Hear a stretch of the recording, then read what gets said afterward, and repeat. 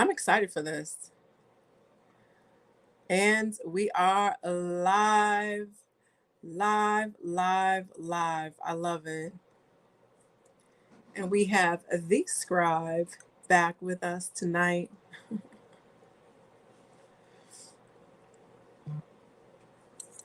We're live on YouTube. Sonjedi, can you add a little bit more light to your face?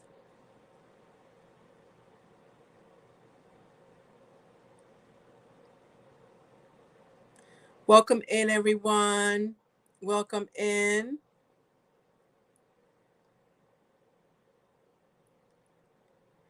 We have an amazing topic for tonight. And we have a Tuesday Talk favorite back with us, the Scribe Sonjedi. People love it when he's here. Come on in, everyone. Thank you for participating. When you come in, let me know where you are. Where in the world are you? Ankh and Ma'at Tahuti. Ankh and Ma'at. Come on in. Ankh and Ma'at Waret Kamut Parata Clan. I love it when I see new people. And when we have people who are here to learn. I got a little foot heater on, you guys. It's cold in New York. I'm in New York City right now. And it's cold. And it was wet snow, which is in between wet, heavy snow and sleet. And if you live in the Northeast, then you know exactly what I'm talking about. There's just different ways to say snow. I was speaking to my mom, and there's fluffy snow. Fluffy snow. Anka Ma'at, Sanet Amara. She is a member of the Shrine of Ma'at. We have Edmond, Oklahoma in the house. I think that's our first Oklahoma. Thank you. We have Kepra Ankh Natur from Houston, Texas, Queen Mother. Was that for little old me? Thank you, Dua. Ankh and Ma'at Sen Curtis. He is a member of the Shrine of Ma'at in Painesville, Ohio, via Pittsburgh. We have Sanette Cortia. She's a member of the Shrine of Ma'at. We have Zawena Salim in New York City. Welcome. Great. We have Waret. She's a member of the Temple of Anu, our sister shrine. I was talking about the Temple of Anu tonight with my mom when I was telling her about Sonjedi and what he teaches and what he knows and stuff like that. So we were just talking about that tonight, about the Temple of Anu. We have Anitra Ankama Ansanat, Ra Kasashen, and also Parada clan, I'm assuming from the Temple of Anu. Come on in, everyone. Thank you for joining us tonight. Tonight we have a Tuesday Talk favorite with the Scribe Sonjedi. What does a scribe do? Among other things, teaching the language, teaching the Medu Neter. And I was talking to my mom about what we're doing tonight and, about Sonjedi. And I was saying, he teaches the Medu Neter. And when he studied it and he knows it and he teaches it. And so when you know that particular language, what it is of the culture, they were writing about the culture. So the more you study the language, the more you study the culture, and the more you know of the culture, and you know more about it in a very wide and deep way. And so we're going to be talking about food tonight. So this is what I was saying, with my mom about my guest for this evening. So we've got so many people here who are regulars. We've got new people. I see Connecticut in the house. That's where I'm from. Trinidad and Tobago's in the house. So we are going to get started with our Tuesday Talk for this evening. And the title is, What is Food and Why Do We Need It? So without further ado, Sonjedi, Ankh and welcome. Okay, Altan. Okay. How you feeling? Thank you for having me. I appreciate that. It's always great to, share with the family, with the Shrine of Ma'at, here representing the Temple of Anu, representing the Ari Nefer clan in the house. Okay. Um, Shout out to my clan members, Shemset Ra and Mensa Ra. Both are terrific individuals, very talented, skilled, and I'm lucky to have them as my big brother, and my big sister. Um, Shout out to the head of the Temple of Anu, um, Nisu Biti Rasanku Kepper, and the Hemet Netcher of the uh, Temple of Anu, Hemet Netcher and Bar Ma'at. Shout out to my wife, Kaika, who supports me in everything that I do. Uh, and she puts up with me, so that's a that's a blessing on my part. Um, Shout out to my children, my two daughters. Uh, they keep me motivated. Uh, shout out to Shout out to the Elay, OIDSI, Babalawa, Obafemi Fayemi Pega. And shout out to all of my teachers, Infukishi Juhudi Meskan, Haru Hassan Kamal Salim. Shout out to Sebat Raketi Amen. Shout out to the great ancestor, the great world scribe, Ankh Mira, my first Metanetra instructor, to whom, I owe much of my knowledge to. And I could not be where I am without, him showing me the way. And if I can have a fraction of his knowledge, I might be great. Mm. All right. So you say, what is a scribe? So we know that that term is sesh. Okay. And of course, we're using Egyptology speak. So sesh, it means as a verb to trace. So that's the basic meaning, to trace. And then, of course, to write, to draw, to design, to paint, to inscribe. And your seshu or sesha ut, okay, that's the scribesses. So you have the scribes and scribesses. These are your literary griots, if you will. Mm-hmm. So in West Africa, we have the griots who carry on the oral tradition. They tell the stories. They do it through music or poetry, etc. In Kemet, they have the same thing. And the sesh, I call them the literary griots, because the wise men and women in Kemet, the vast majority of them were scribes. So when you think about those priests, the second and third priests of Amen, etc., they were scribes. Ptah-hotep, these were statesmen and women, senators, if you will. Because even the word senator is a word meaning elder. So they were your seba, sebau, sebaut. Okay. In fact, the word scholar, scholar, school, scholastic, it has the same base meaning as the word seba. So your scholar is your seba, because it has the same meaning, if you will. Mm-hmm. So a scholar is supposed to have scholastic moral, scholastic honesty, things like that, a certain level of objectivity and wisdom.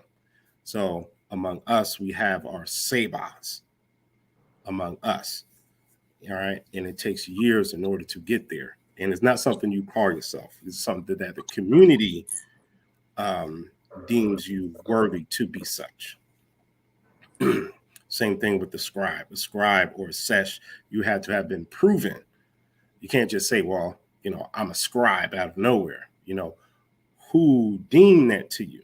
Right. Did you demonstrate, your skill in the language, and in the writing, etc.? And I can tell you, by all means, I am not the most skilled person in the world. I'm not. I'm still learning a lot. I still get a lot of stimuli from just studying the text. So And we already know the more you learn, the more you realize how much you really don't know. So, so tonight we're going to discuss food. And I know that's a simple thing. And then segueing into the ritual, how it goes into ritual. And in this presentation, I'm going to hit bullet points. So I'm not going to spend a whole lot of time on one part because this is part of a larger discussion. So other presentations here and on my upcoming channel, my upcoming YouTube channel, I'll be expanding more. So this presentation, I'm going to hit like bullet points. Okay. So basically they're like headings, from the different chapters. I'm just elaborating a little bit. And I know there was some request for a prayer for food.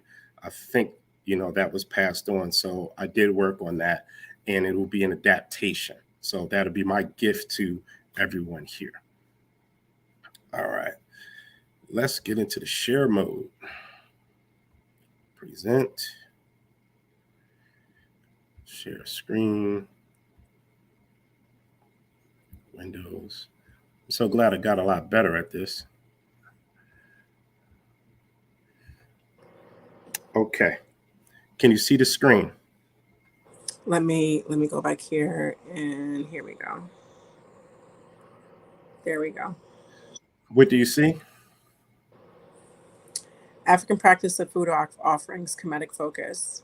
Okay. Brief introduction. So again, this is part of a larger discussion. So this is hitting bullet points. And what we're going to do is we're going to start from the biological, then we'll go into the ritualistic, because everything does start from what you were physically doing. And what you're physically doing and physically engaged in is what becomes symbols later. Okay? So now, when you look at the background, this is the tomb of Nakhet or Nakhet and his wife Tawi. So Nakhet and tomb of Nakhet and Tawi. So whenever we mention these tombs, what I like to do is if the person has a spouse, I like to mention the spouse as well, because that spouse is represented in the tomb as well. So it belongs to that spouse as well. So this is the tomb of Nakhet and Tawi, his wife. All right, so here's some contents. Here are the bullet points. So we're going to start off with the biological basis of food. Keep it simple. We're going to talk a little bit about modes of food production, then food as a basis of culture, and then a little bit of ritual and ceremony. So what is food and why do we need it? Ergo, the title of this presentation. What I want you to do, I want you to look at the partial image you see on the right. This comes from the tomb of Mena. So we see right here, it appears to be either egg or bread right here up top left.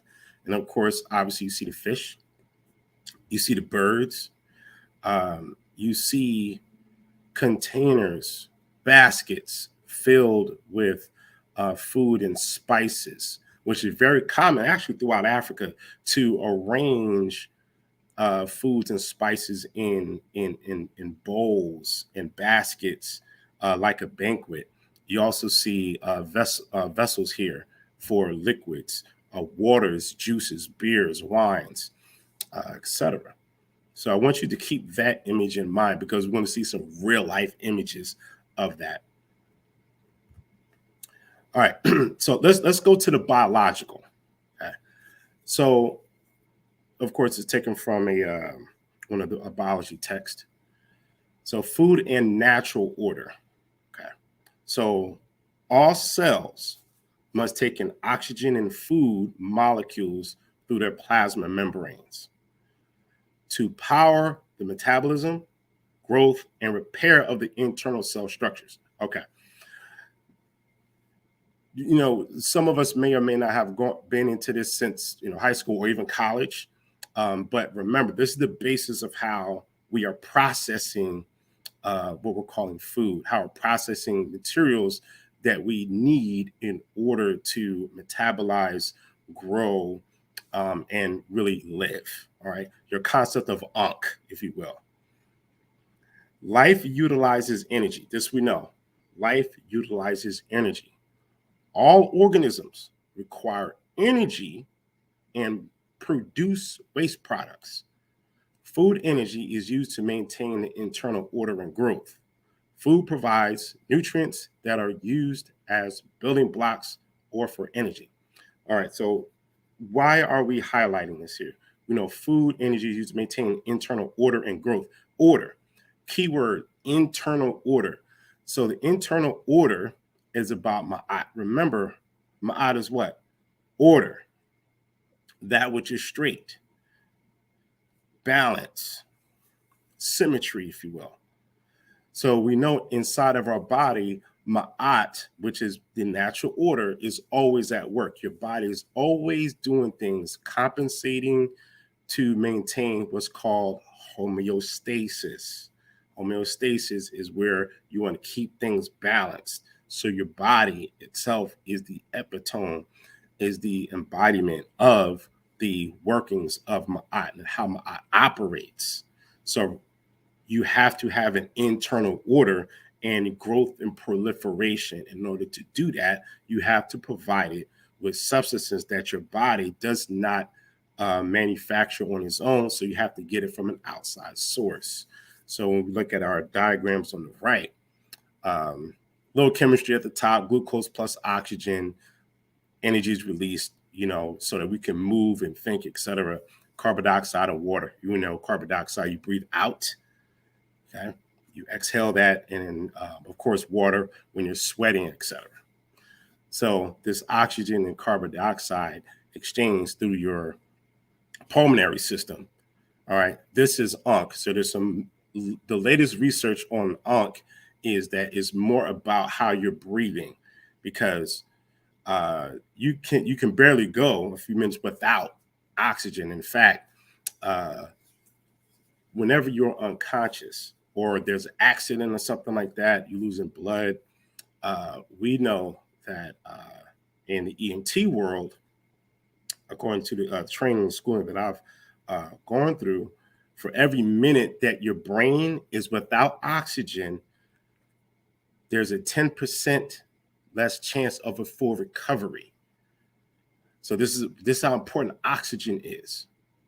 Okay. Now, of course, when it comes to the Ankh, you know, we espouse that it has more so to do with the reproductive system.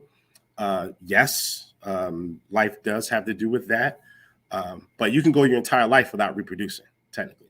But how long can you go without oxygen? So in this case, you know, we utilize the Ankh in a sense of breathing and respiration. You have to properly breathe. We do this through meditation, etc. Focusing on your breathing.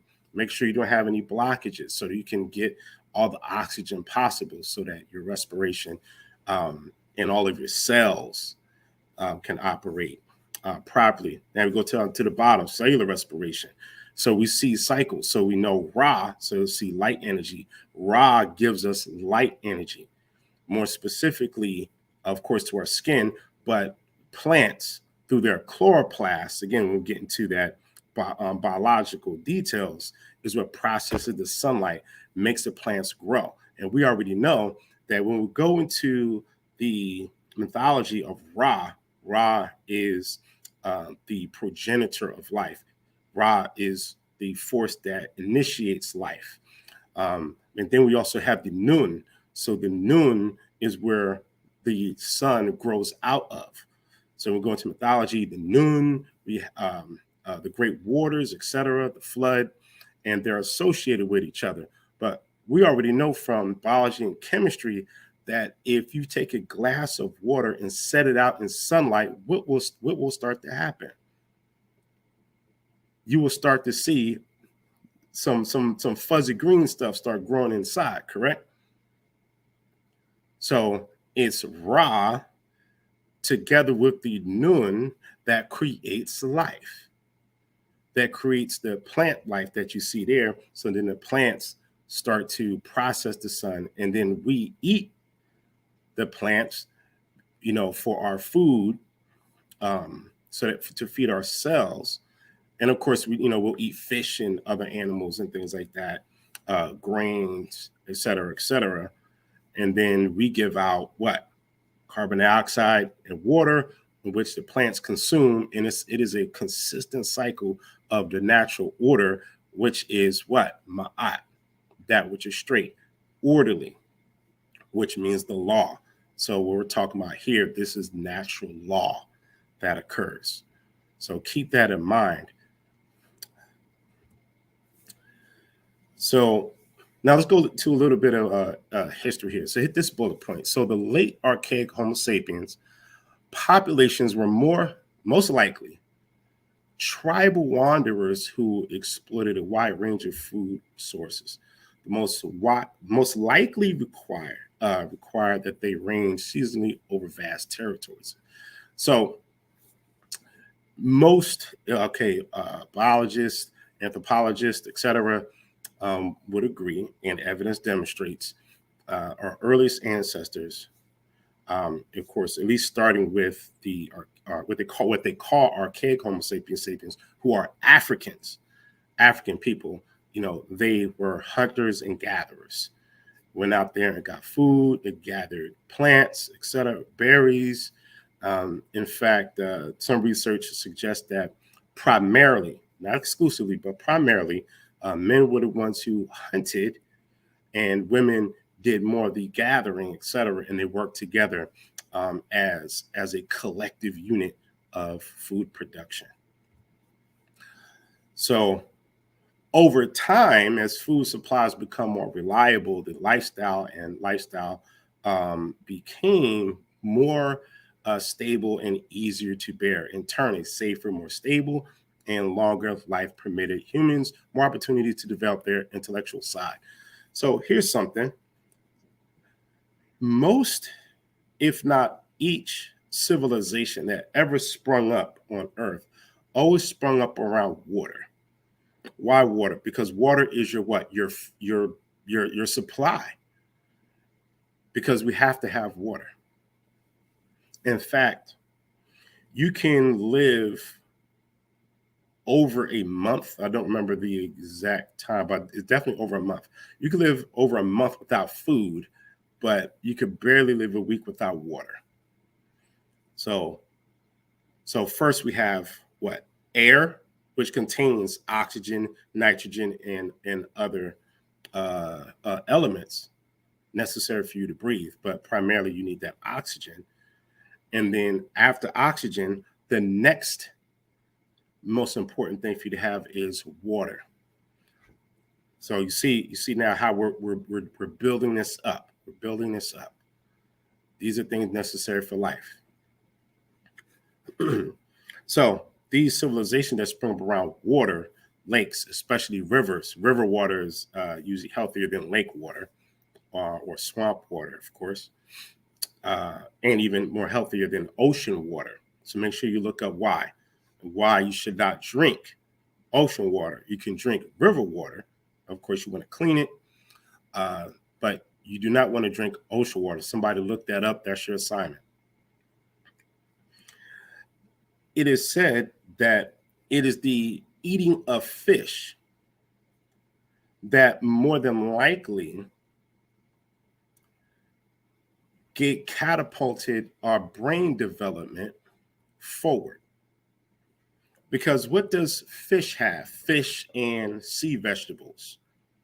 Many of us who are vegan, vegetarians, etc., or at least incorporate that into our diet, are familiar with sea vegetables like hijiki, seaweed, etc. Many of us eat fish. What does it provide? Omega fatty acids, which we need for our brains. So there's certain types of fats we have to have for our brains to function. Our nervous system needs fat in order to operate, in order to have the proper lubrication, so that what's called action potentials or electrical impulses to move smoothly across the nerves. So with the eating of fish, i.e. the Happy River, the Niger River, etc., um, the rivers in Central Africa, um, when they call the Green Sahara, etc., those lakes and rivers in Southern Africa. So we're eating sea vegetables and things and providing our brains with omega 3, omega 6s, these very important fatty acids for our brain development, which then gives us the tools and mechanisms and the internal environment to intellectualize development of society, how to make tools, how to make things more efficient for ourselves. Okay, so I'm just going to talk about this briefly. So now we have to have food. So now as time goes on from our earliest ancestors, we are figuring out what are the best ways to acquire food and how to reproduce the same results of acquiring food. So foraging, we know that this is where you're doing a lot of planting. You're planting, you're doing some gathering, etc., but in a limited space with a limited population. So that's foraging. Then when you get into horticulture, uh, this is where you're doing something similar as foraging, but you probably have some little hunting in there, expanding more, and then you have pastoralism. Pastoralism is where you are following the herd of animals, the herd of animals. So uh, you're gathering them together, following them.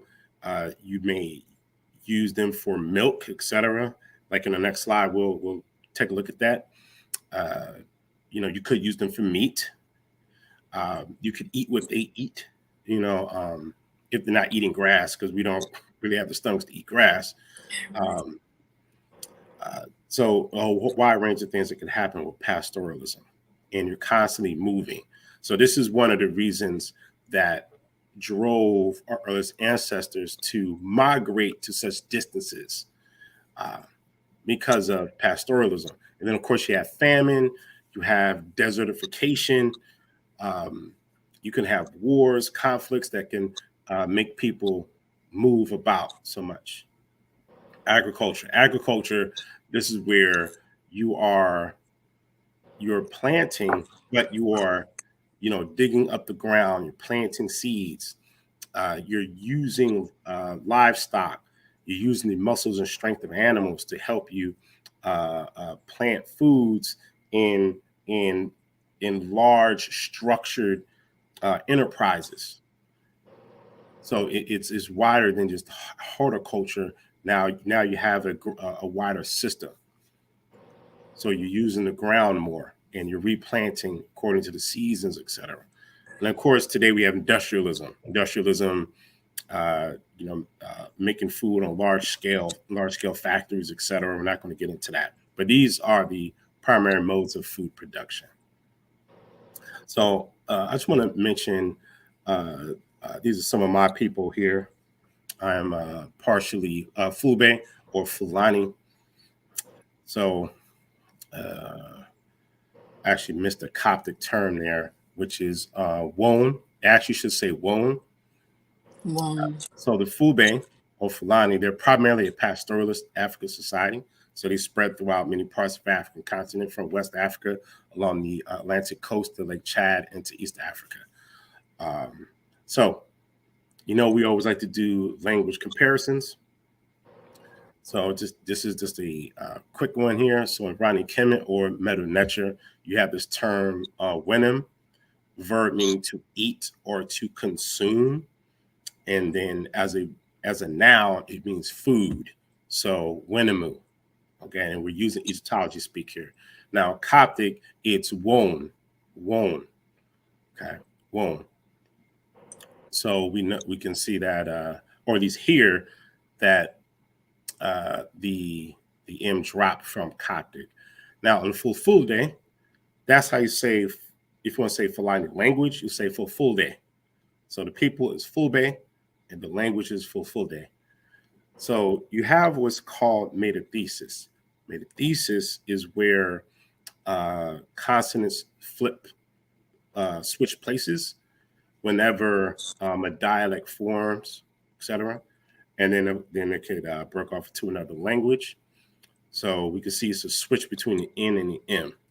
Same word. So it's nyam, inyam, and it means food to eat. Same meaning. So I just want to give you that tidbit there. So you can see they are with the herd. This is their lifestyle. From what I've learned, they don't eat the cows, but they consume the milk. And then, of course, they go to the marketplace to trade livestock for other things, for better stock, or for money, or for other necessities, clothing, etc. And in the future, I'll talk about the relationship between the Fulani or Fulbe with ancient Kemetic people via the language and even the quote unquote the spiritual tradition and the mythology and how they're connected, and be pulling from some very important African scholars to help support this relationship. So, I really like images. So here we see some Ethiopian food being shared. Most of us here have had Ethiopian food. I had Ethiopian food earlier. I got down with the cuisine. Had me some red lentils, some yellow peas, some injera, some greens. So as you can see, if you see the plate, it's circular. So the circular plate is meant to promote communal eating. That's right. See, so this is traditional, and the more and more I look, the more that I'm finding this across the continent. Of course, many others have seen and realized this way before me, but I really enjoy having this. I'm gonna call it a journey of self-discovery, seeing these connections, and you can see how the practice of sharing and feeding each other. That's right. Sharing. That you're feeding and sharing, and our brother Asar Imhotep has spoke about how Ma'at is really about open-handed sharing, which is order, sharing resources. So when you feed your child, you are what? You are giving food, you're giving resources, which is part of what we spoke about earlier. Natural what? Order. So the acquisition of food is the natural order, and the providing of food is the natural order. Okay. This here is in West Africa. I think this is Senegal. So you can see circular, communal eating together.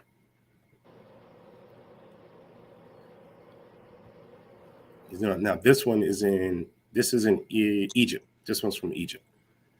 Again, communal eating, circular plates. Do you know what that is, Sonjedi? It's a type of grain. I've seen pictures of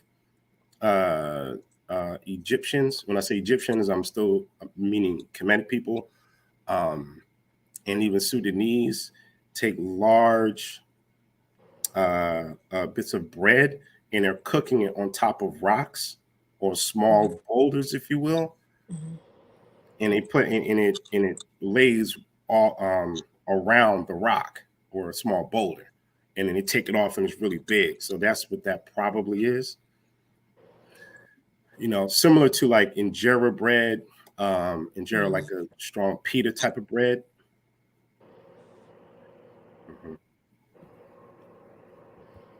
Okay. So some of you may recognize the colors. Oshun, Ibashi Oshun. She has the food. Now we know that throughout the continent, the giving of food and offering. So now we go from providing for yourself, you're eating food yourself. Uh, you are sharing your food with your children, your spouses, your community, etc. And you give food to your ancestors as well. So remember, because a person becomes an ancestor, you don't stop feeding that person. You keep That's right. feeding. Okay. And we can even posit that the worship or honoring of what we call God actually evolves from the worship and honoring of ancestors. Mm. So Mm-hmm. it in the natural evolution of things, ancestor veneration, communication, worship, honoring, and feeding comes before the worshiping, honoring, feeding of God, which makes more sense because we know that God, the creator, nature, Oludumare, etc., Ama is our oldest ancestor. The creator is our oldest ancestor. So from the ancestor, China Simbidi, he says this. In many parts of Africa, adult members of the family, and especially the heads of families, pour out beer, water, milk, or some other beverage. Now, brother and sister, we know we already do that in our hoods. So that's a Oh, karaoke. We still doing it. we do. And other beverages on the ground for the spirits of the family. They may also put bits of food on the ground for the same purpose. So typically we think about pouring water. Okay. Now, pouring water is like feeding plants. We'll get back to that after this. In many countries, such as Sierra Leone, Ghana, Nigeria, Uganda, and elsewhere, there are often family shrines in the homestead or behind the houses set apart for remembering the departed. Here, cola nuts, coffee beans, blood, beer, and other food items are placed. With words, watch this, with words to the effect that the food is being given to those who have departed, sometimes mentioning their names. In some areas, the places of food stuff is done daily, in other, only occasionally. So the ancestor in Mbidi here, he points out some important things here that although he may not be speaking specifically about Kemet, but it includes Kemet. That's right. Because we know from the Hotep Dina soup formula, that's all up in there. The Hotep Dina soup formula is all up in here. In fact, you should get the book Libation by the great scholar, Dr. Nahusi. All of you should have that book. It's called Libation by Dr. Nahusi. His entire book about offerings, libations, etc. Classical book. So, anyone ever have cola nuts? Anyone who is a practitioner of Sheshe Legba, or what we may speak about as the Orisha tradition, at some point, you should have had cola nuts. Cola nuts are better. First time you get it, but it is good for you. Okay, those bitters is what you want. So these places that are set aside to feed, this is about feeding ancestors, about giving food to ancestors. Sonjedi, Yes. I just want to break in and acknowledge that we have our elder Amoye in the chat. Welcome, Dua. Senator. Yes, Dua. Dua. Yes. Akma Ujawe. Ujawe. There's also when you're finished with this thought, there's a question about. I'll highlight it again. Um, After you're finished with that, I just wanted to recognize Senamoye. Okay. Mhm. And if you could read it because I can't see the Oh, you chat. can't. Okay, it All right. says, on that note, I am curious about the meal to the ancestors. What do we do after? So I'm assuming after you've given the meal to the ancestors, what should people do after it's been given to the ancestors? Typically, you eat it, Mhm. but more often than that, you give it as an offering to others in the community who may be less fortunate than yourself. Uh, so yes, or sometimes there's some things that like food items that are left on the ground outside. If you do it that way, you allow nature to partake. Um, Okay. but if it's food, then like on a plate, etc., then after you have given it spiritually, and this is something I'm going to touch on later on in the presentation, Mhm. uh, and then you partake of it physically because spiritually it has been consumed. Mhm. All right, so Thank you. uh, all the family shrines are in the homestead or behind houses. So today, behind churches, some traditional churches, uh, they'll have what cemeteries behind the church, which that structure is is reflected here because that's a place of ancestors. Now, of course, people may treat it slightly different, but in Africa, you have more of a holistic involvement here. Okay, so the effective food for the departed and their name. So we know the Hotadina Sut, the person's name is given. So we'll get back into that. We'll get into that further along. So now let's look at pyramid text. So this is an example of how spiritually the king in Kemet is given provisions, given food. Okay.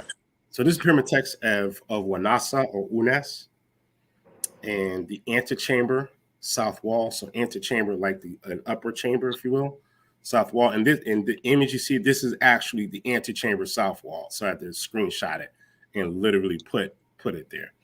And as I always say, how do we know that this is Unas? Because we can look inside the Shinwa and we can read the text. It is read from right to left in this particular case. And we see his name in almost every single column here, right there inside of the Shinwa. So that's how we know that this is Wanasa. Um, Although I did not specifically section out the text that reflects the quote, but this is the south wall antechamber of his tomb, of his pyramid, excuse me. Technically, that's the same, it means the same thing actually, but all right. Sustenance belongs to the king's morning meal. So this is your breakfast. This is reflective of the king's living day, what the king does daily, what you do every day. Plenty belongs to the king's evening meal. Famine will not have power over the king's life. Conflagration will be far removed from the king. The king lives on your bounty. He has daily abundance of your abundance, O Ra. So the king takes part of the same meal that Ra takes part of. Mhm. The interesting thing is, so sustenance, plenty. Now, even though sustenance is at the beginning of the sentence and you're supposed to capitalize the first letter, um, it is a proper noun. Just like the word plenty, the reason why that is capitalized because it is a proper noun.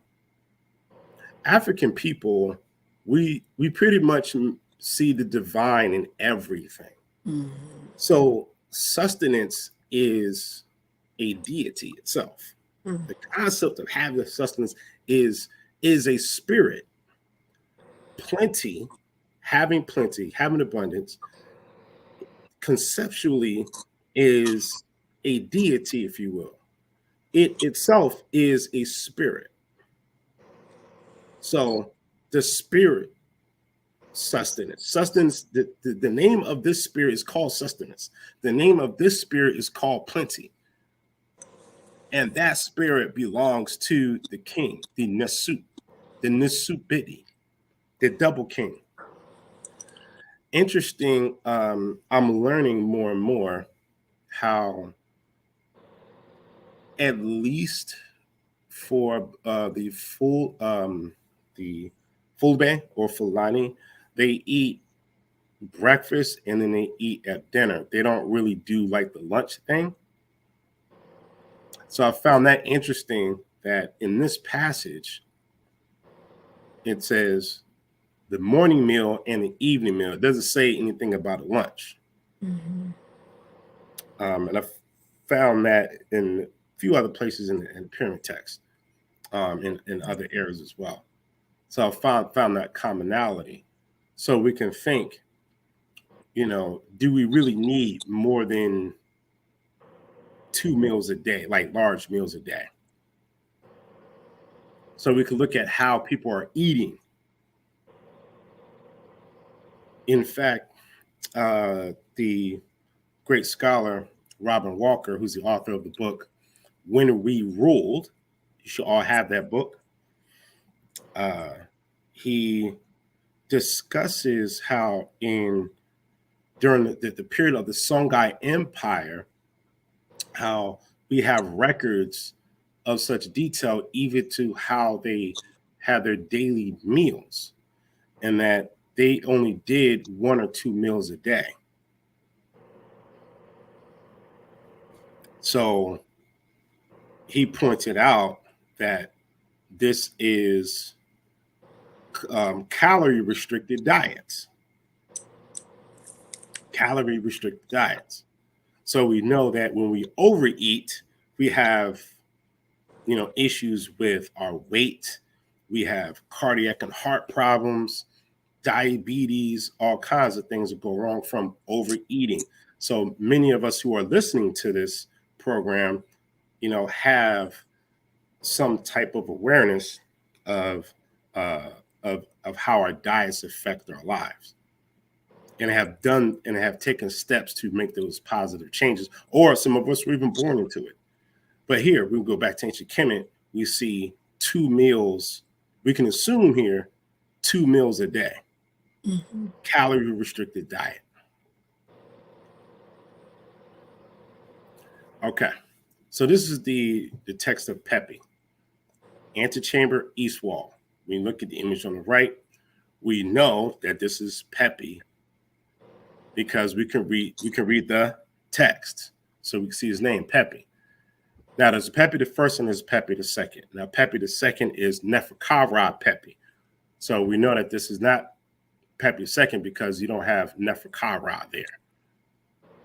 So this is Pepi the first. So this is a section from at his text. All right. So now we're going to read these quotes here, and then we'll look at some of the transliteration of the meta nature. So this is a translation by 2 different authors. The top one here, this is by James P. Allen in 2005, Ancient Egyptian Pyramid Text. And the one on the bottom is translated by Raymond O. Faulkner, which is, of course, older. So I wanted you to see the two variations of the same text. So recitation. So many of you who have studied meta nature, when it says recitation, it means words spoken. So that is Jed Medu. Words spoken, or words to be recited, words to be spoken. So you don't just read these things, you say it out loud.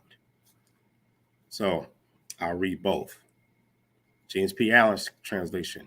Greetings, sustenance. Greetings, abundance. Greetings, grain. Greetings, liquid. Greetings, you gods who lay a meal for the sun and food from the sustenance in the great immersion. May you let this Mary Ra eat from the great immersion. May you let this Peppy eat from the sun's leftovers, for I will sit on the sunlight's chair. Now for Faulkner's translation. Hail to you, food. Hail to you, abundance. Hail to you, grain. Hail to you, flour. Hail to you, you gods who lay a meal before Ra, who, ... which food, who are on the great flood. I shall eat of that which Ra bites, being seated on the throne of the sunlight. So again, sustenance or abundance or sustenance or food is a deity. It is a spirit. It is both physical and symbolic. It is microscopic and it is macroscopic all at once. Greetings, abundance. So what's happening here? You are speaking to your food. You're speaking to your food. You are having a conversation with the sustenance that goes into your body, that feeds your spirit, that keeps you alive. This is a relationship. So when with African concepts of environment, our reality, etc., we know that everything has a spirit, some type of life, some movement and origin, etc., from which it comes and which it develops. And everything deserves some type of agency. So as you can see, the food has agency here because you are speaking to it. You are greeting your food. You are respecting that which gives you life. You are speaking to grain. Grain, hail to you, greetings to you. I come before your face. I'm facing you. Let's go to the transliteration up top. So, see if can you see my mouse here, my cursor? Yes. Okay. So, do I? So we know Nazareth. So many of you have used, or utilized, or heard Nazareth. So it's usually translated as greetings. It can be translated as hail to you, but in a more literal sense, it's I consult before your face, if you will. So this is an archaic greeting that now is used in ritual and used for deities. Whenever you find statements, phrases that are used primarily for deities or in ritual, you can pretty much guess that this is something that's ancient, if you will, that it was been around for so long that they had to, if you will, fossilize it, if you will, to preserve it, especially when it falls out of use in day-to-day conversation, but it's used for ritual, is usually something that was ancient prior to the first time you see it in writing, and then they needed to preserve it. So it is perhaps something that was used in ritual or with an oracle, if you will, on a greeting an oracle, but that's another conversation for another time. So now it becomes a way of greeting the divine, greeting spirit, or even perhaps even a king, if you will, but primarily for spirit. So Anazarak, who? So and I'm not going to go through all of them, but Anazarak, who? So who is a word for food, sustenance? Anazarak, ba, or beha, or beha, abundance. Anazarak, neper, or nepera, grain. Sek, liquid. We already know Necharu, and that's her chenu, the natural chenu, not Necharak, but natural chenu, because this is a plural. So just as a grammatical tidbit, remember everyone, we cannot say Necharak in every single instant. And that's Harak only goes towards a male entity. It is improper to say a Nazarek Aset. Okay. I would never walk, I'm not going to greet my mother or speak by my mother and call her he. Okay. Because it's grammatically incorrect. I call my mother she. When you're speaking about a population, you say us, we, them, etc. Plural. So, and if I wanted to say that I'm greeting all set, I would have to say, and that's her etcha, and that's her etcha. So that is the proper pronoun for a female. In this case, chenu, and that's her chenu, necharu. So you're speaking about a collective, a group, plural. And that's your chenu, necharu, ipu.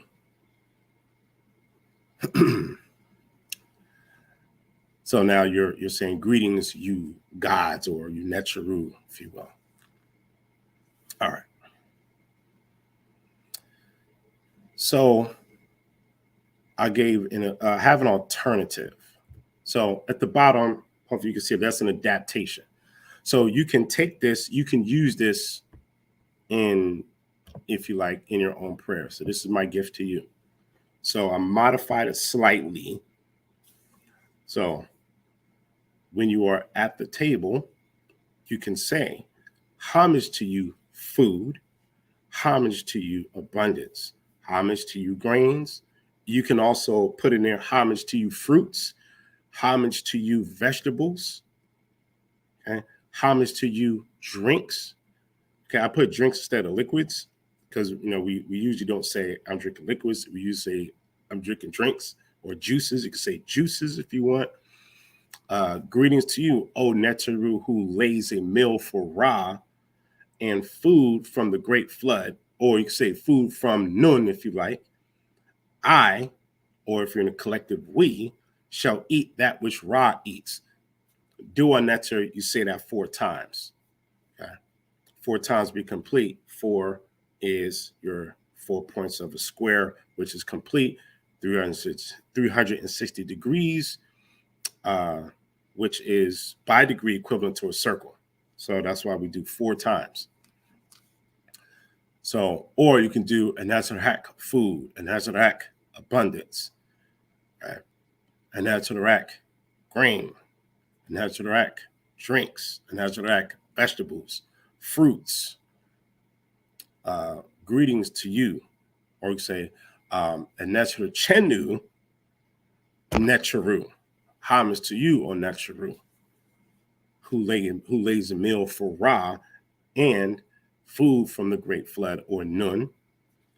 We shall eat that which Ra eats. Dua nature, dua nature, dua nature, dua nature. And then you can eat. So the pyramid text is a formula, actually, because they're used and reused and can be slightly modified with each pyramid. It's what we find in pyramid text studies, if you will. So you readapt the African concept of giving agency to your food, respecting your food, and setting the tone for you to receive the sustenance. All All right, let's go to our next slide here.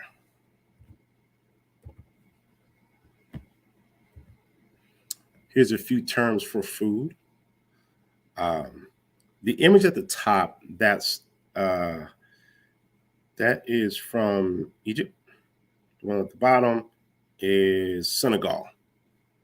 The top is from modern day Egypt, Kemet, and then the bottom is an image of we see some sisters eating together, doing communal eating in Senegal. Terms for food. So we have Abet, food, provisions. Aku, loaves, food, like loaves of bread. Hu, food, or Hawe, more likely Hawe, food. And we saw that word earlier from the pyramid text in our previous slide. Shabu, meals, food. Now, these are a few terms. There's more words for food. We did see Wenemu. That was one word. There's also Jefau. That's word. We can even say Hetepu as a word for food. Food offerings, if you will. Go through a few. Now, let's take a look at this stela here. So the stela of Jet Consue Wasank. Consue Iwasank. So when we look at this image, you see this offering table here. So this would actually be a circular table, circular. All right, this is a kaut table. You can see all the food items. You see vessels for drinks. She's pouring water, libation. We see some grapes. You see breads, some spices. We see plants, vegetables. In other words, we have how many? 1, 2, 3, 4, 5, 6, 7, 8 columns. So we have 8 lines here reflecting each of these columns. So we're gonna read through this. Have the transliteration there. No, we have a few scribes in the building, so y'all can check my translation and transliteration. I did modify the original translation. I'll explain that in a second. So this is what's called a retrograde text. So although it's read, the words themselves are read right to left, but the columns are ordered left to right. So it's called retrograde text. Starting with the far left column, we're going to read right to left. So this is an offering which the king gives to, so we know that's Hotep Dinasut, to Ra Harukuti, the great god or the great Necher, Lord or Naba of heaven. So here's my transliteration. Heru Akuti, Necher Ea, Neb Pet. That he may give, so that's DF, he give, an invocation offering, so it's Predit Karu, consisting of offerings and foods to Osiris. So Hetepu Na Wasiru or Wasaru. Lady of the house. Now we're on the third column here, right here. Lady of the house, the noble woman, Jet Kansu. Now it cuts off there, right about here. So the scribes in the house, you can check my accuracy there. So Jet Kansu, so here it's Nebet Per. Now, of course, here the T is not there, but we understand it's implied because we're speaking about a woman. So Nebet Per, or Peri or Pero, lady of the house, meaning she's the manager of the house. She's an overseer of the house. Shepset, so that's noble woman. That's right here, Shepset. Jed Consue here, and then we go into the next column, column 4. So EUS Ankh. So they abbreviated here, so you just have the relief and the photo cloth, and then we have the Ankh. At first, it's maybe a little hard to see, but there's a crack right here, so we have to account for that crack, that damage. So that's your Ankh. Okay, yes, Ankh and Ma'akaru. So where it says deceased here, that's the translation that was given, but it should say true of voice. So it's Ma'akaru. So Sat Hemnecher in Imanara. So the daughter, so we know Sat, of the priest, Hemnecher, servant of the Necher, of Amun-Ra. Na Amun-Ra. 5. Right here, we begin here. So this is king of the gods, the king of the Neteru, master of the secrets of the garments of, so we stop there, Nisut Neteru, Hari Seshata. So here you have Ampu. This is what they call third intermediate period. So this is the 22nd dynasty. It looks like Pet that the scribes are using in place of the coffin that Ampu usually sits on. So this is usually used for the Hari Sesheta. So you can look that up in the Garden of Text. In Shesu in. So we know that's garments, linen right here. We also see that in the Hotadina formula as well. So I added nobles of the gods, if you will, Shepsu Nu Neteru. The original translation that the author gave was garments of the gods. I added nobles, garments of the nobles of the gods, mainly because of this. Now, I may have, what I could see, it kind of looked like a folded cloth. And if not, then I don't know what to tell you.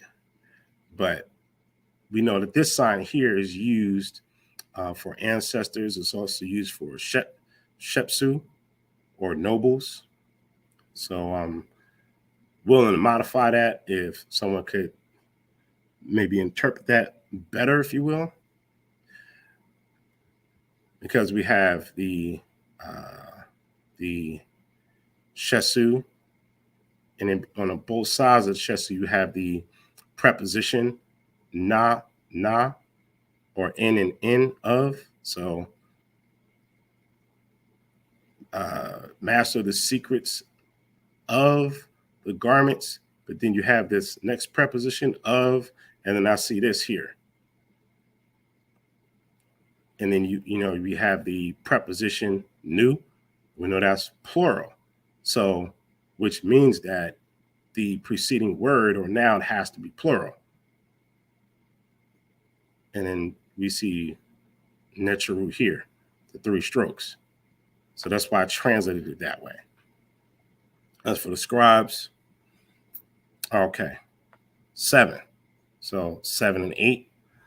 So noble one, Saru Jehuti. So they'll say Sir Jehuti. I'll say Saru Jehuti. Since we're talking about a person, this is her father. So I've added the W there. Since that will be a participle. Noble one of Jehuti, or yes, so noble one of Jehuti. It's her father. All right. So essentially, this is what? An offering that's being given on her behalf. So symbolically, she is giving offerings to Ra, Harakuti. So even in the spirit realm, we are doing what? We are sharing food, giving food so that the ancestor in a divine form of Harakuti can be fed and continue to live. Okay. All right, just some last images. So this is the tomb of, again, Lakin and Tawi. So look at all this food here, the different vessels all over. You see great, we see different fruits. We see papyri. We see flowers, lotus flowers. That they're having a banquet here, and you can see how it's set up. We also see it here. So this is a mark, comes from a marketplace in Aswan, and I know it has the watermarks in the back, but this shot here is just profound, so I had to use it. You see how everything's laid out, ready to go. It's Beautiful. communal eating, just like here, everything's laid out, ready to go. Here, laid out, ready to go. That's why I had to have some Ethiopian food earlier, and we did communal eating, laid out, ready to go. Just like this. See all these bowls of food and what? Sustenance, provisions, shabu, jefau, shabu, jefau. Yeah. This is a Fulani or a Fulbe sister. Looks like some type of a grain inside of a bowl there. Food. This is a dish from Sierra Leone. Are y'all hungry? Man, Man, this listen. is good stuff. All right. There we go. That's our presentation. I'm going to stop sharing. All right. Sanjay, that was amazing. That I feel like we just went back in time and we were able to see how we as African people continue to communicate with each other in what I like to look at as a cyclical, like a circle. And everything that we did revolved around family, community, and a cycle. And seeing the communal eating with all of the circles. I love math and geometrical things, and so that's kind of how I see stuff. And that's just kind of what I was seeing, how I was experiencing all that, with all the vibrant colors. That was amazing. I really hope that, you know, the people who are here on, with Tuesday Talk right now. I've had other shows where we talked about slave food. I've had another edition of Tuesday Talk where, we talked about being vegan and you could see fresh food. And although we have clear evidence that our ancestors ate meat, it wasn't slave food. It wasn't contaminated. It wasn't something that did harm to the body. It wasn't something that, you know, would, would make us sluggish and unable to really think. We were also connected to our food, you know. So I one of the things that I'm hoping is that we can take what you've learned today, even if it's the visual, the beauty, the holistic component and the natural component to the food, and think about some of the other Tuesday talks you've had about food. It is so important to understand, just like what Sanjay was saying, that food is sustenance, it's life, it's divine, it is a deity. It is in alignment. It is in line with Ma'at. It is Ma'at. It's what we've discussed before here in Tuesday Talk. It's what you've heard Sanjay talk about in other Tuesday Talks. And it's important to reconnect and be practical in everything that we do as it pertains to reclaiming our paradigm as African people and reclaiming our customs and our traditions and our perspective and the literal functional practical things that we do every day. So, it'd be interesting for me to see and what it is that you're going to do different, that is different than what you do now. What are you going to do after we just listened to and saw everything that Sanjeti has given to us? One thing I'm going to do is try to have more communal eating. Try to have more, food that connects us to what it is that we do. Okay, and that is more in our paradigm, in our perspective. I hope this is making sense, and that Yeah. I'm not just Um, rambling. no, We not at all. I mean, you're processing. I mean, I'm right. processing. Um, if I even seen well, it was a statement in the chat about seeing or not seeing meat, if you will. Mm, Um, so there were images of birds. mm, So in ancient Kemet, they did eat birds. And again, and that's if that person was speaking about um, the Kemetic images. Uh, some of the other dishes, people, in West Africa do eat meat, beef. Some people eat pork, so that, we have to be real about that. Um, some places, Central Africa, they eat pork. So remember, we have, just like in scholarship, we have to have honest, objective scholarship. that's Um, right. so here we have to have, honest, objective scholarship. So as as the community, calls me Seba, that means that's scholarship. So I have to be honest about the information and not try to bend it, to make a false picture. Right. So it doesn't mean you have to eat meat, but it means that we can't be dishonest. Say, oh, all African people were vegetarians. Like that's Because not a that's not reality. true. That's not a reality, and Right. we don't have to do that. If we choose to only eat plant-based foods, then we eat plant-based foods. It doesn't mean we have to, retrograde that idea onto the past or on the people living today. Okay? So, and remember, even earlier, that when you go into anthropology and the diets of ancient people, we ate fish, okay? And it's the eating of fish that helped to propel our brain development. So, we're not committing a sin against the creator of the universe by eating flesh, okay? That's not a reality. Um, It just means that if you choose to eat a plant-based diet, which is healthy in most cases, then that's what we do.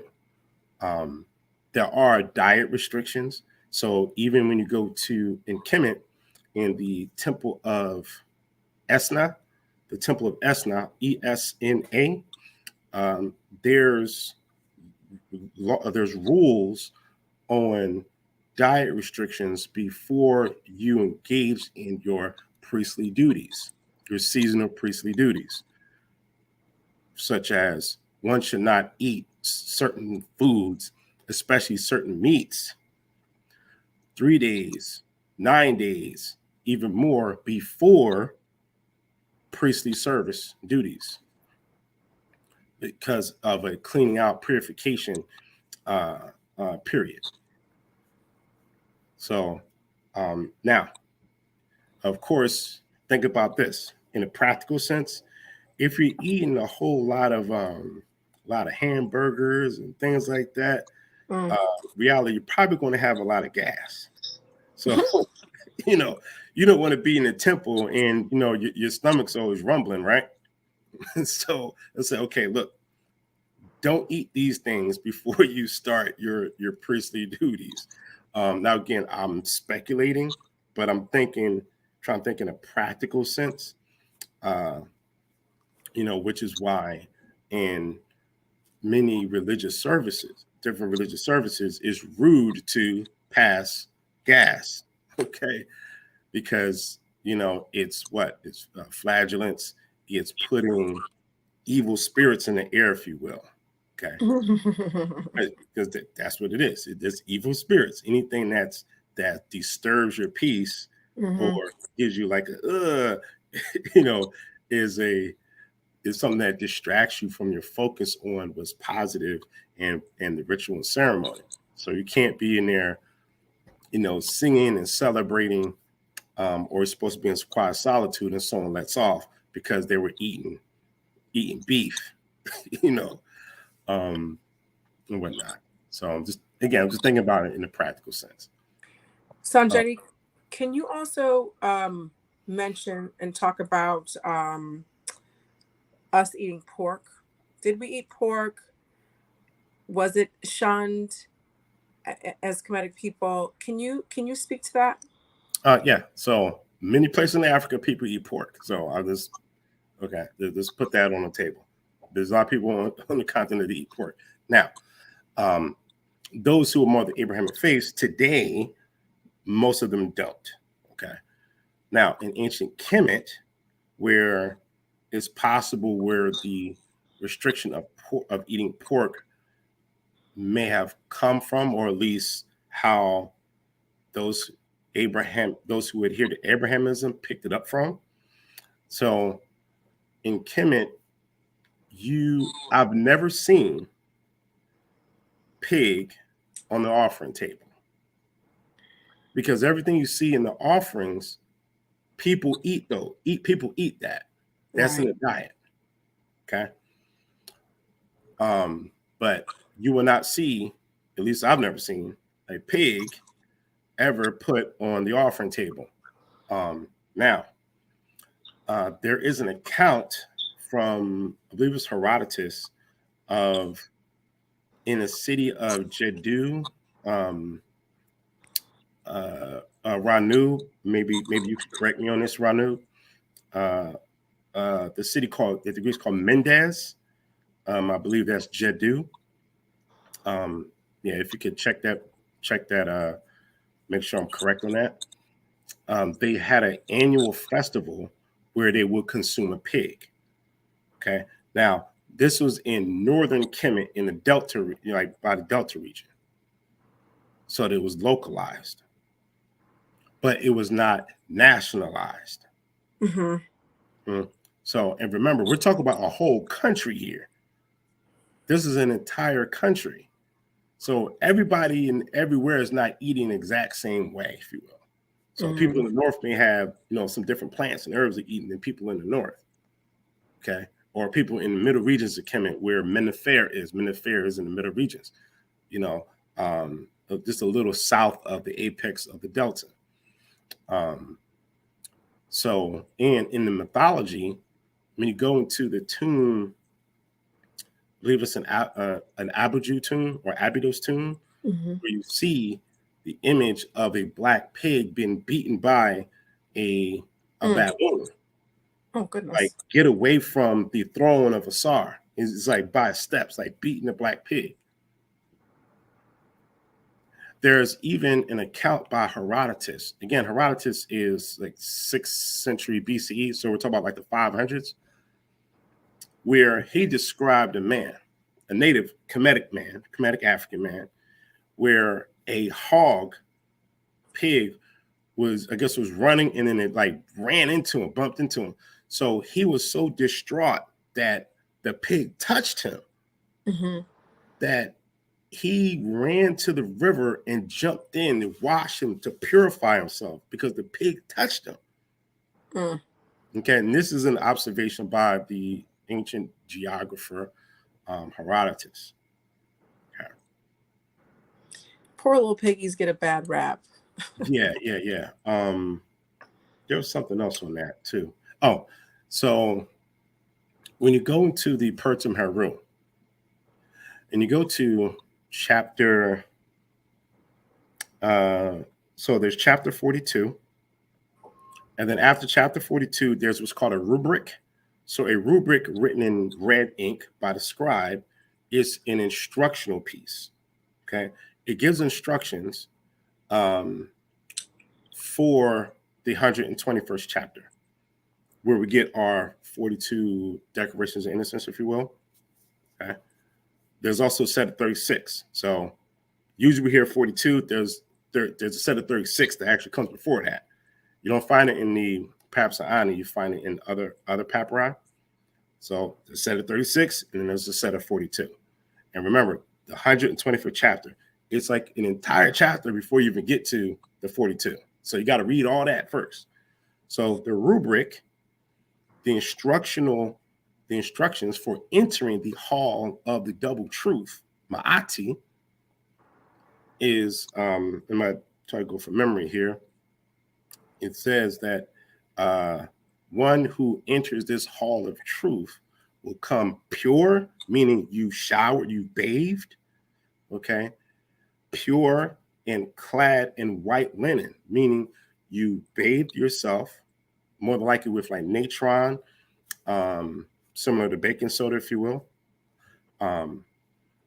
You wash off water and all that kind of stuff. You put on white linen, and you put on coal and myrrh oil. It mentions specifically myrrh. You put that on, however you do it, and you enter a space that has not been trodden by a two-hooved animal. What is a two-hooved animal? Pigs. Okay. Pigs. What other animals have hooves? Cattle have hooves as well. Mm-hmm. Okay. But that would include pigs are not to enter the sacred space. I mean, I'm even tempted to, let me see if I can pull out I can read it actually. Yeah. So I'll just read it. We like to go directly to the source, right? So I'll do y'all justice and read it for you.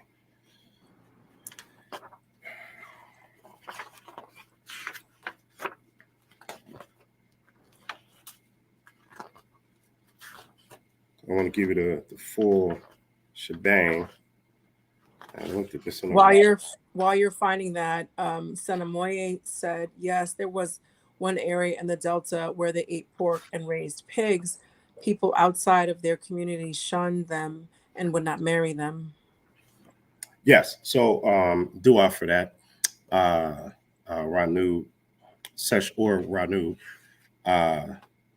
So when you go back to the text of Esna in the Esna temple, it said, watch this, that a priest is not to give his son or daughter over to the son or daughter of a pig herder. Let me say it again. It says that a priest, you should not give your son or daughter over to the son or daughter of a pig herder. So that's how much they disdained pigs. I found it. All right. So here's the rubric to chapter 125. It says, the correct procedure in this hall of justice, one shall utter this chapter pure and clean and clad in white garments and sandals, painted with black eye paint and anointed with myrrh.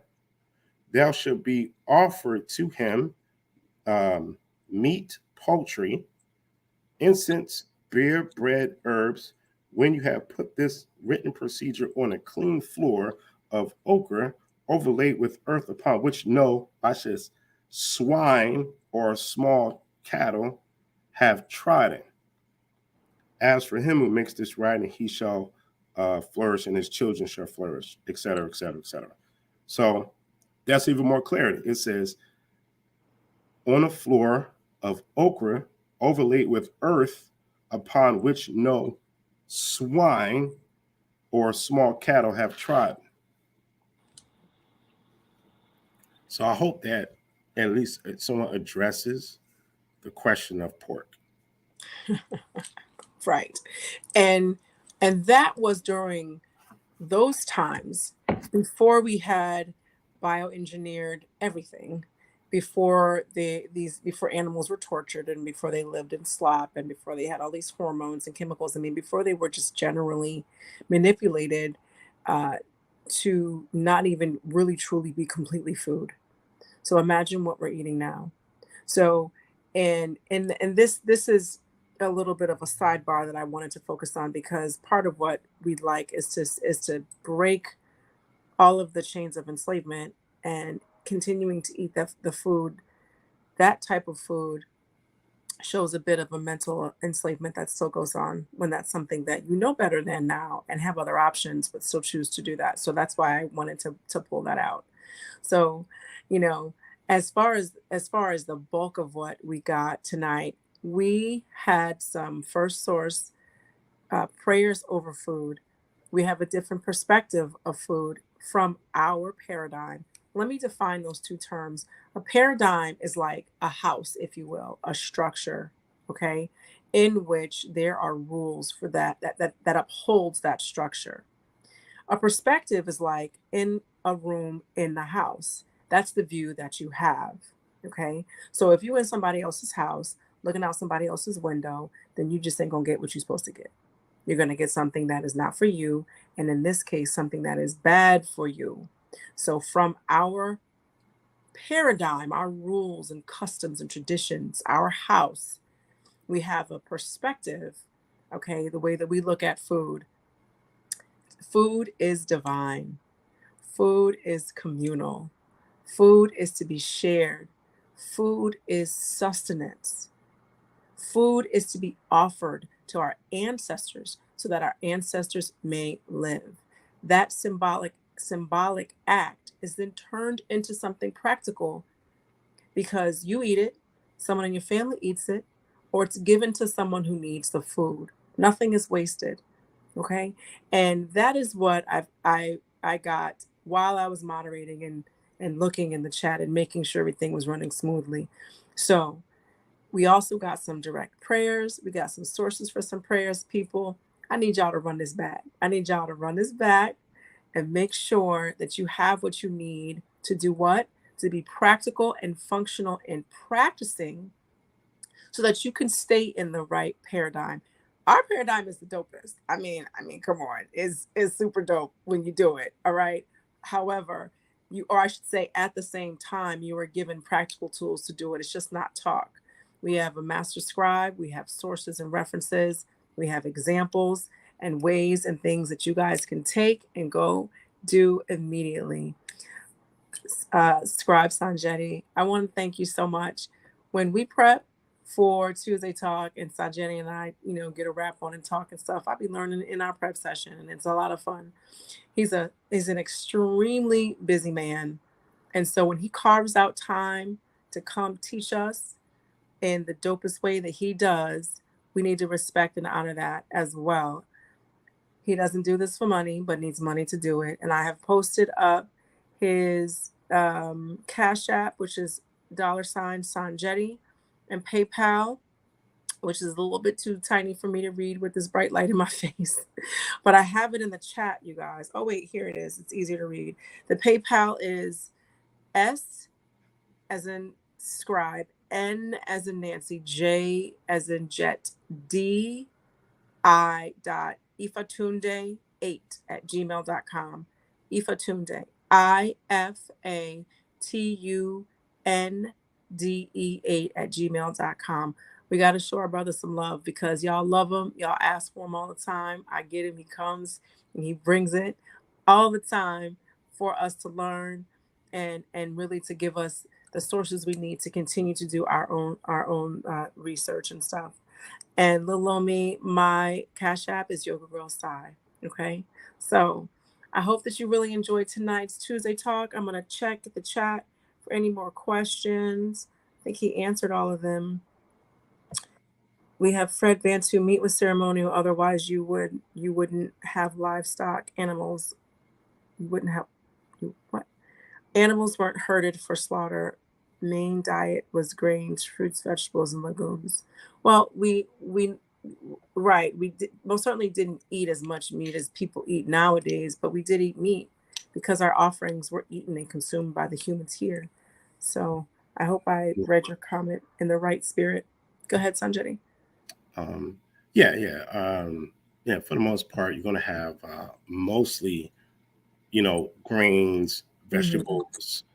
You see like onions in there, breads, and then you can have a little bit of meat in there,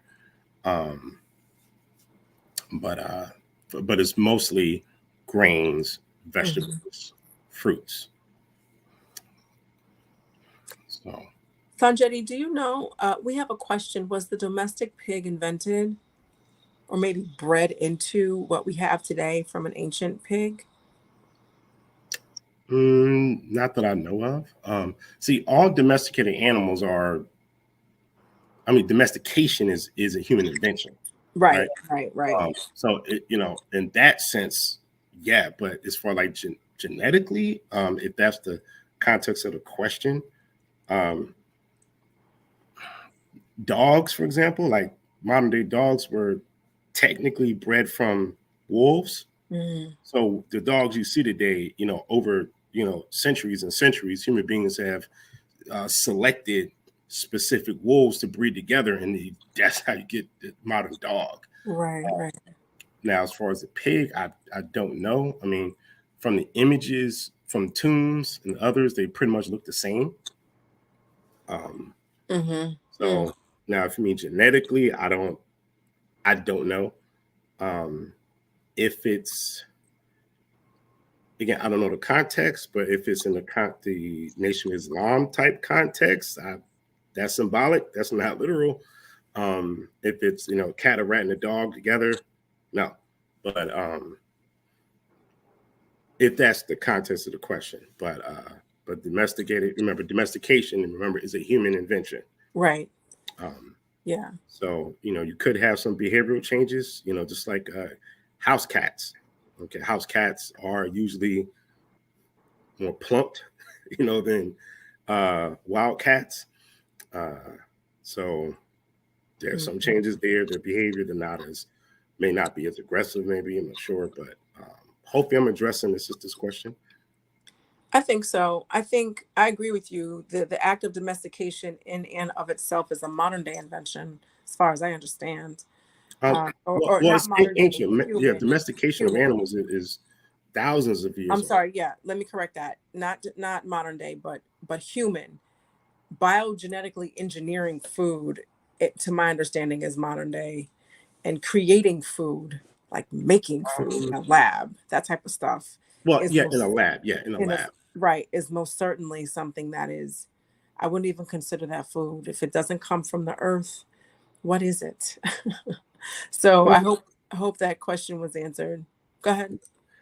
um, well, honestly, I know that in a, we will make sure that things that are artificially manufactured gets relegated to the category of bad for you kind of thing. Um, for the most part, okay. Artificially manufactured food technically is still food because you can live off of it. Now, it doesn't mean you're going to have the best quality of health. No.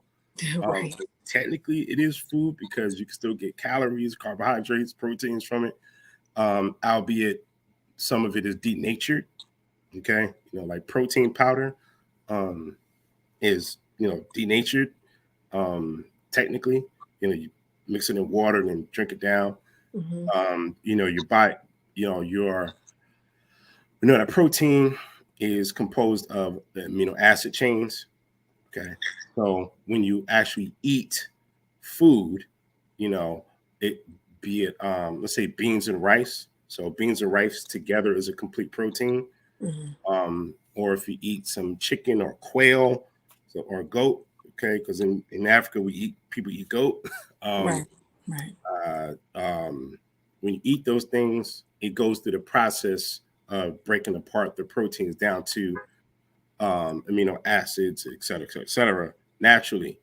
But when you do protein drinks, it's already broken apart. So then it bypasses some of the process. And, you're essentially long term, you could be messing with your genes technically. Um, Not to the point where you're going to grow an extra arm. Okay.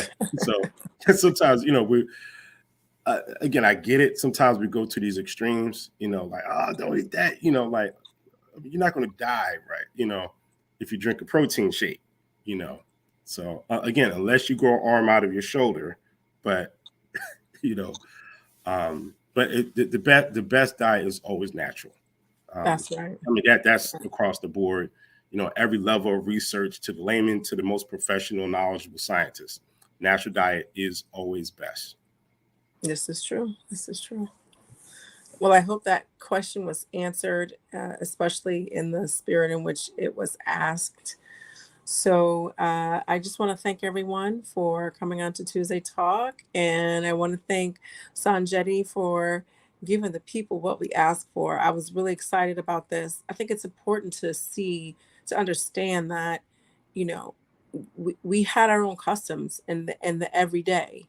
It wasn't always these huge ceremonies that we see that are so beautiful and so ornate, but just in the everyday, we had our way that is still something that reflects the divine, contains the divine, and has family and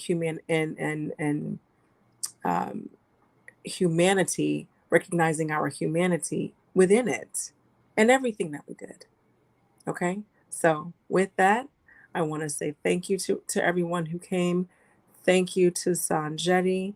I appreciate and thank you for your continued support with Tuesday Talk. And I'll see you next Tuesday. Okay. Shemotep. Mwah.